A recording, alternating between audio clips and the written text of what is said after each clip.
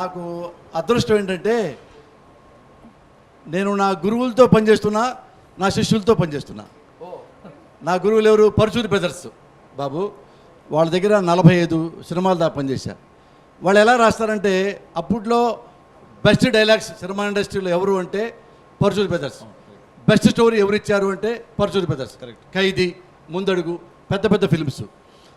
వాళ్ళు ఏమన్నా మంచి మాట చెప్పాలంటే రామాయణం, మహాభారతం అవి కోట్ చేసి ఇలా జరిగింది మహాభారతంలో, మీరు ఇలా ఉండండి అని బాగా చెప్పేవాళ్ళు. అప్పట్లో వెరీ ఫేమస్.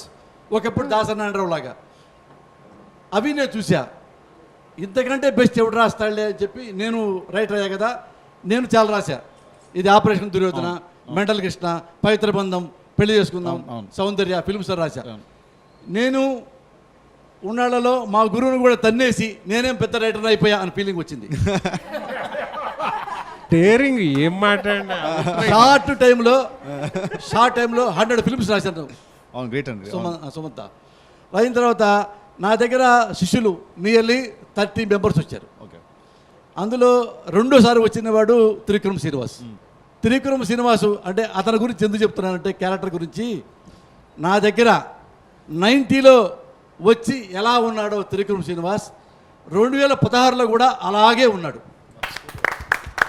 కాదు, మాట తేడా కానీ, క్యారెక్టర్ తేడా కానీ, బిహేవియర్ తేడా కానీ, ఫోజు కానీ, గర్వం కానీ, బిల్డప్ కానీ ఏమీ లేవు.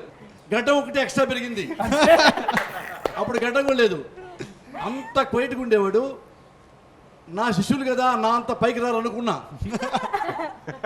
వాళ్ళు బయటికి వెళ్ళిన తర్వాత నేను మెల్లిమెల్లిగా ఫేడ్ అవుట్ అవుతున్నా.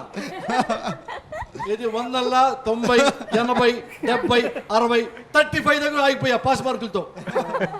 వాళ్ళు ఏమన్నా 100 తర్వాత వెళ్ళిపోయారు. 110, 120, 150. వాళ్ళలో one of the best, only best Trivikram Srinivas.